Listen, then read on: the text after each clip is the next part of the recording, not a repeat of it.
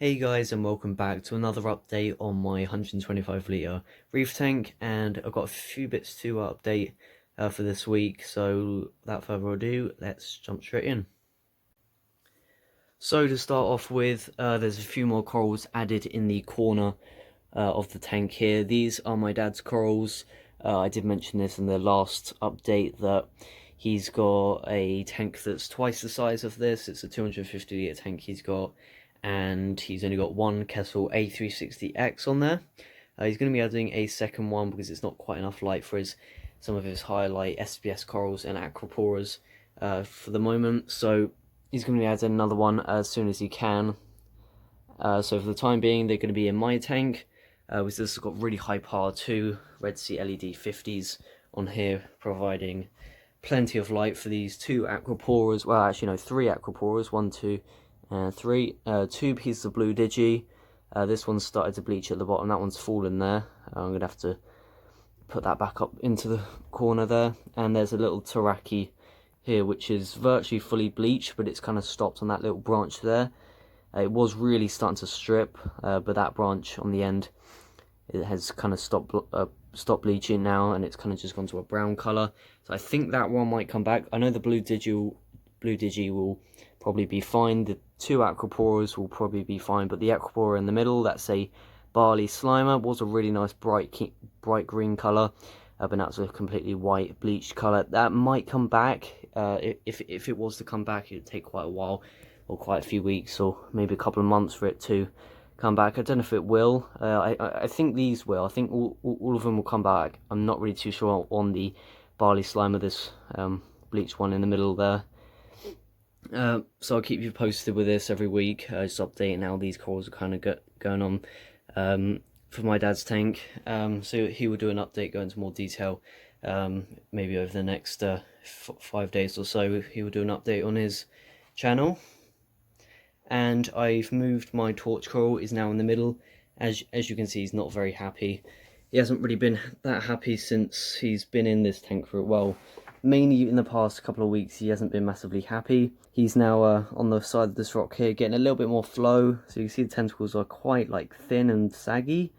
They should be like really nice and pumped, but I don't know really why this is. One of the reasons being lack of flow. I think it wasn't really getting much flow over right where the snail is right now, actually. So that's where the pulse coral is, and the pulse coral is now down in this corner. And hopefully, well, maybe the clownfish might start hosting it when it gets a little bit more bigger. That's pulsing away. These corals aren't really fussed with flow light. I mean, probably one of the least light demanding corals I've ever had. So right down that corner, it's still getting at about 100 par in that corner. So if anything, that's getting too much light down there. And this torch coral, it's right in the middle, so it's probably in like the crossover beams, so it's probably like twice a little bit more par in the center. So that might be getting like in between 1 to 200 par there, which is fine for this torch coral there. So hopefully that recovers over the next few weeks. We'll see what it does. And as for the new fish, he had a little bit of a wound, a little bit of a cut on the side of his body on this side here, but that's completely healed up now. And he's doing really well, out all the time. There's never a second of the day where he's not out. He's always feeding. He's a very aggressive feeder, actually. He's really very greedy fish, he is, and always swimming about. No aggression at all with any of the other fish. Fire goby is in that cave there. Had a little bit of a scavenger with him a couple of days ago. Just a little bit of a nipping. Nothing to worry about, but yeah, he's doing really great. His colours are showing really nice colours, and he's on spectrum pellets now, which is the most nutritious food that I could give him, really. Loads of vitamins and minerals in them, loads of meats, loads of seaweeds, so he's nice and healthy, and he's only going to get even more healthier. And he's virtually already at his max size. He won't really get much bigger than that, maybe a centimetre map tops, but I won't really want him massively bigger than that. So you can see he releases those fins as a defense mechanism, you know, to scale roast some fish. If some fish kind of get in his way or anything, you just put up those fins just to tell him to kind of go away. But yeah, that fish is doing fine. And Coraline is really starting to pepper up, and mainly on this wave box here. So you see loads in that corner. Pink Coraline algae is really starting to pepper up, all down there, and quite a lot on the rocks as well. See all this pink. Some of it's white as well. Some of it sometimes turns white, but always comes back. And on the skimmer as well. This corner was completely bare about a week ago. Now look, all those little dots becoming Coraline algae. And I'm pretty sure I'm going to need to do a cleanup of this wave pump, because I've noticed it's really started to slow down in power, because the torch coral, I noticed just, well, about 3 or 4 days ago, it wasn't getting as much flow as what it was. I think that's really starting to build up some slime and start inside its impeller, so I'm going to have to clean that out. Yeah, I might even do it after this video, depending on what I got going on. Unfortunately, I got a little bit of brown diatoms still in the sand. This should sort itself out. I haven't really got anything to eat it in the tank apart from a conch, which is, let's see if we can go find him. So if you see, he's just right at that back there in the middle. That's the conch back there. So he'll help a little bit out with this diatoms. He'll eat a little bit. He's always sifting through the sand, but he doesn't eat it massively ferociously. So there's a little bit patch over here, and there's a little bit in the middle. But hopefully over the next few weeks that should just sort itself out, clean itself out. If it doesn't start reducing within the next week, then I'll probably just start puffing through it once a day. That'll definitely get it all down the overflow. That should get rid of it. There's a few things I need to sort out in this corner as well, mainly these bits of pole scoral on the rock. These are really starting to grow, and I kind of want to get rid of them. So I'm going to have to do a little bit of surgery on that rock there. There's a little patch there, so one there, little one there, and there's a bit starting over here as well. So quite a few bits here and there. That's the thing with pole scoral. If you start cutting it in the water, and then it only takes one little head to start, you know, in one bit of rock, and it just completely takes off. So I'm going to have to deal with that very, very soon. And I've got a few aptasias still kicking about. There's one over here somewhere. Yeah, there's one in there. There's one by the zoas in there. You can see it right on the end. So a few aptasias here and there. I don't think there's anything I can... Well, I got some... I think it's Red Seas Aptasia X, which is a solution, a bottle that you kind of target feed it, and that usually gets rid of it.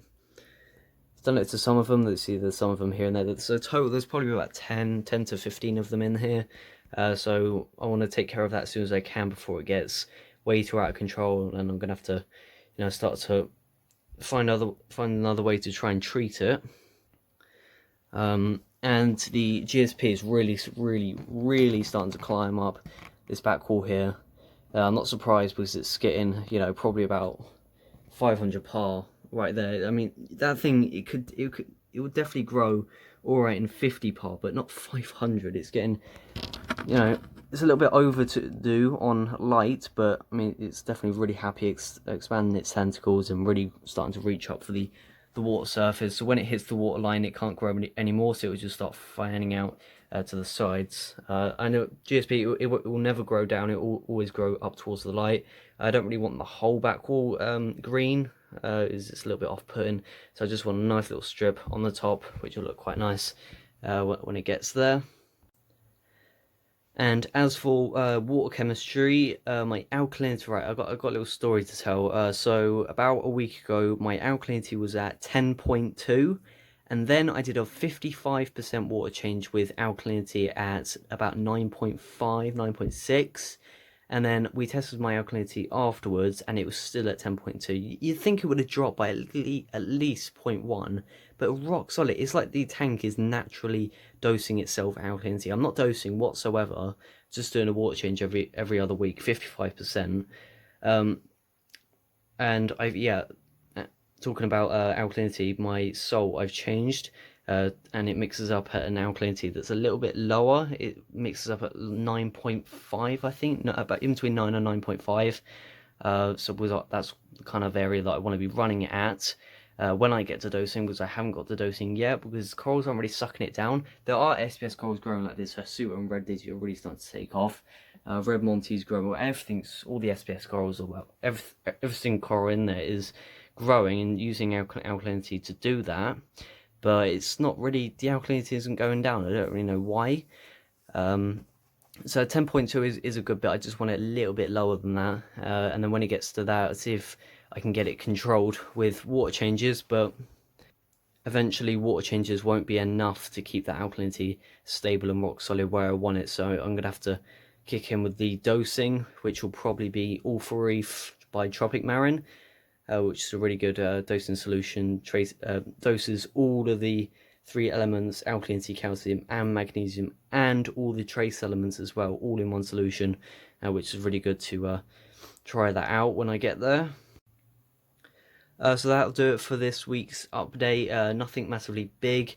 I'm looking to get a new fish as soon as I can over the next within the next 2 weeks. I'm hoping I might take another trip down Aquatics, which is a really good marine shop, which is in Brighton, so it's about a 45-minute drive down there. Looking to get some more wrasses and stuff.